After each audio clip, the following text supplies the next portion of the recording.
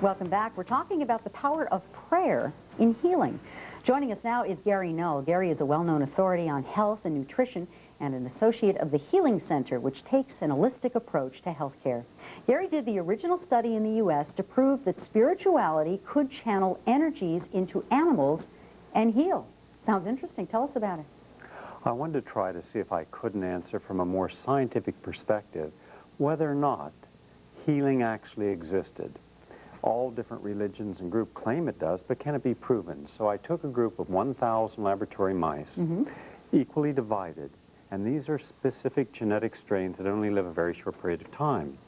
I then selected, after a one-year canvas, of people claiming to be able to heal, both absentee healing through prayer and something of a meditation or hands-on, but they couldn't actually touch the mice.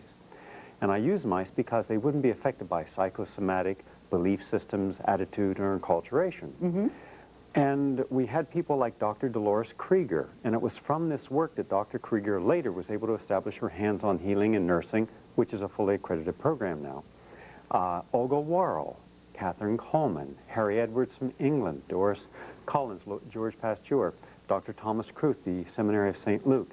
We had physicians, we had psychiatrists, psychologists, all professions.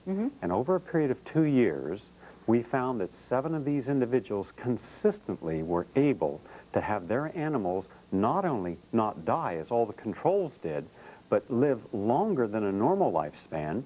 We would give them new mice, time after time after time.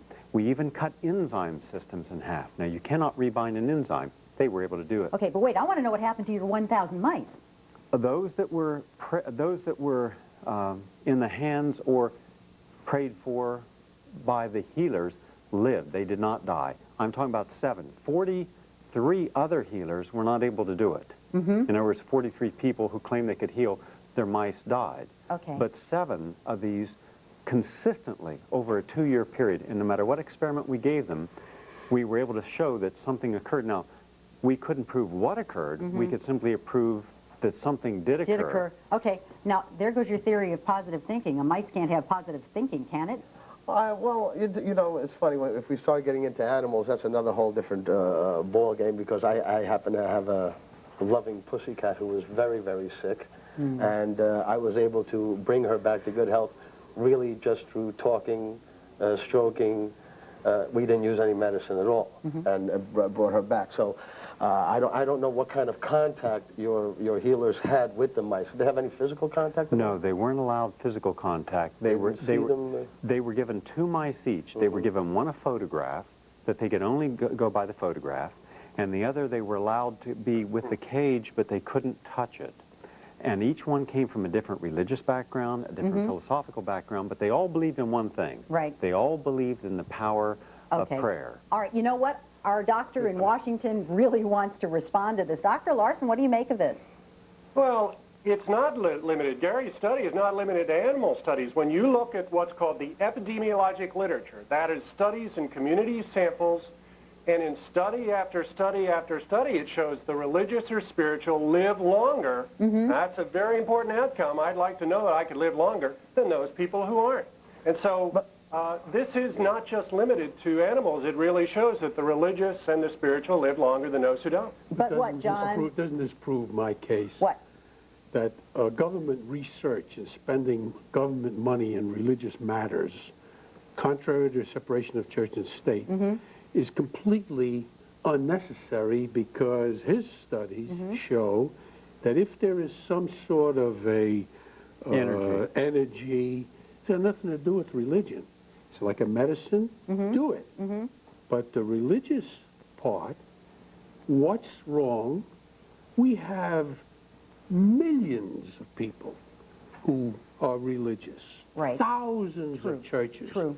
They're the ones that can and should be doing this. Okay, you know what? We're going to get back to that, but let's take your phone calls. You're calling us like crazy, and we love it. Crystal from North Carolina. Hi, Crystal. What's your question or comment? Are you there, Crystal? Such a great name for this segment, too. Crystal. Go ahead, Crystal. We can't hear Crystal. Oh. Hi. Go ahead, Crystal.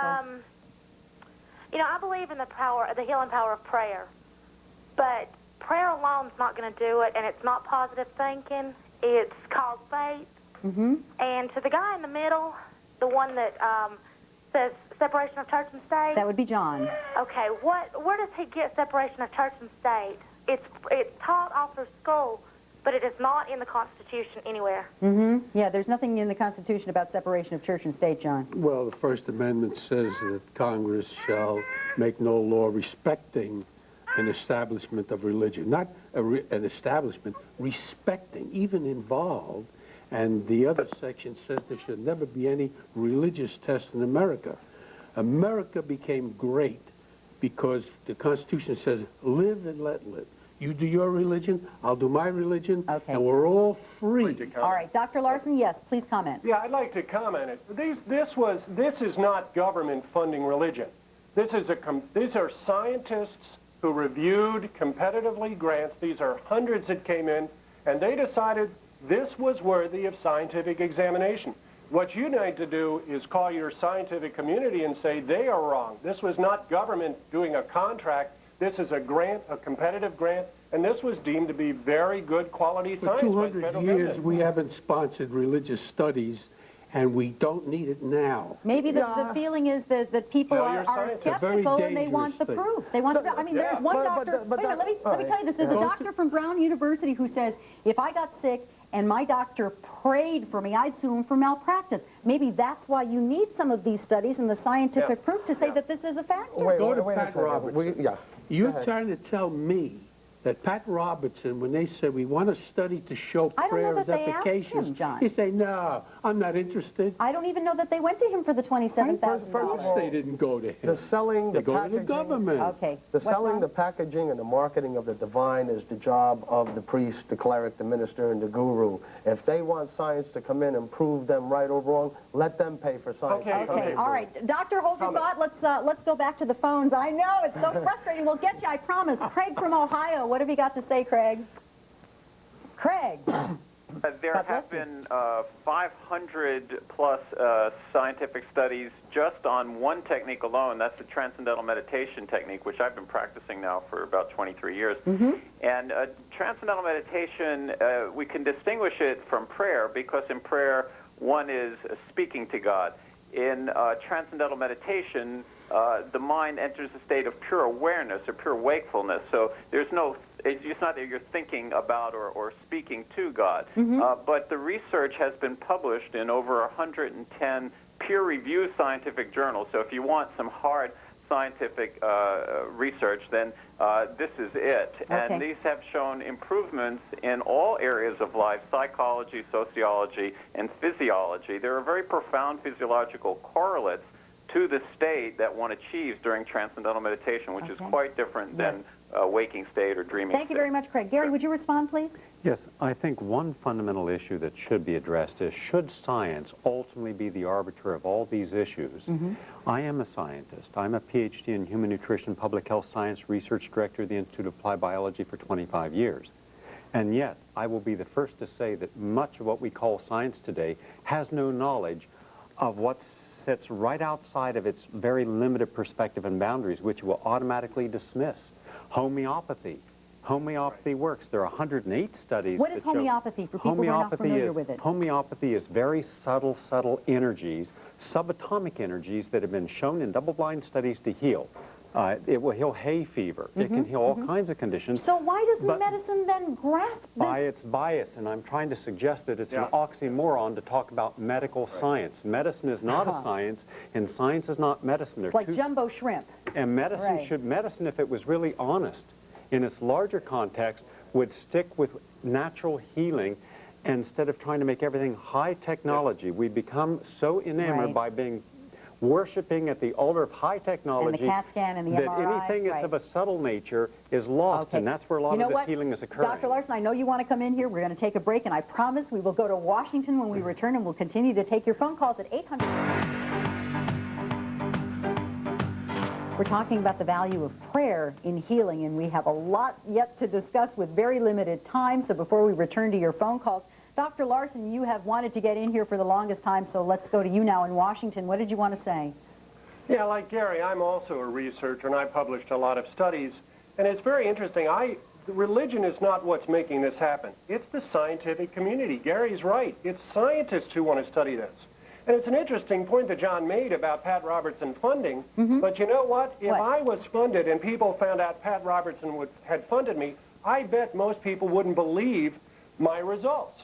So you're really at some risk. It's a catch-22, but it's really the scientific community, as Gary said, that's very interested in spiritual and religious functioning. And because and for us MDs, we're a very pragmatic lot, as well as our patients. Okay, can we talk about some of the healers that we see in America today? Pat Robertson has a vast empire. You said so yourself, John. Could certainly have afforded the $27,000 for the study. He can afford $27 million. Exactly. Okay, so now this begs the question. There may be some healers out there, and I'm not saying anything about Mr. Robertson or Jimmy Swaggart in particular, but some people may think that there are healers out there who are frauds and who are preying on people and truly cannot heal them. Ron, there's no question about it. Now, I happen to be a Christian, and I'm a semi-retired attorney. I was a judge and so forth. Unfortunately, as beautiful as prayer is, there are people who are charlatans, who are fakes, and they exploit religious people. They're thieves. Everyone knows that. Yes. So wouldn't it be valuable then to have some scientific studies that show that in fact prayer or belief is a valid factor in healing? No. Why not? Prayer is a valid factor. What's there to study? Okay, Ron, what about it? All right, to me, prayer is futile, okay? But see, what we are talking about is a subjective experience. Right. This is like the introverted mystic experience. You can't measure this from the outside. If prayer is beneficial to John and not beneficial to me, I will avoid prayer to do something that is beneficial. But the Benny Hinns, the Morris Cerullos, these guys are quacks. They do understand their power over people. People want to believe. Well, I don't know those guys, so I really can't comment. They're common TV evangelists. Okay. 60 Minutes, 7 years ago, had James Randi train an actor. Now, James Randi is a known skeptic and debunker. Right. Train an actor. He went to Australia. Amazing Randi? That's correct. Okay. They went to Australia, and he trained an actor on how to manifest some being called Carlos. Created a tremendous sensation down there. Then they exposed it as a fraud. Okay, people look, refuse to believe the fraud. All right, look. They want to believe in it. Gary, can we now talk about where scientific research is going concerning belief, concerning prayer, concerning faith? Got about a minute left. I think science has to start with the individual in the area of psychoneuroimmunology.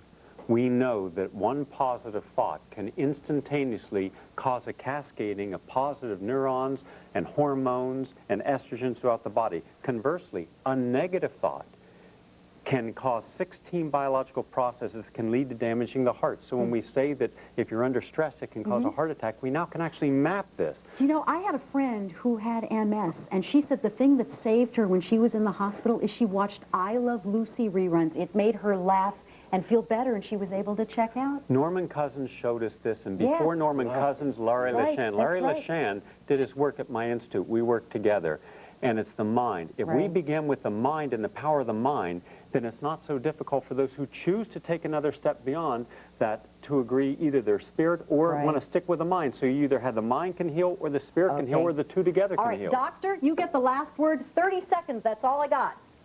I think we need to look at the difference between people who pray and that as an intervention, and also for people who are religious and who are spiritual. There's a difference between the two.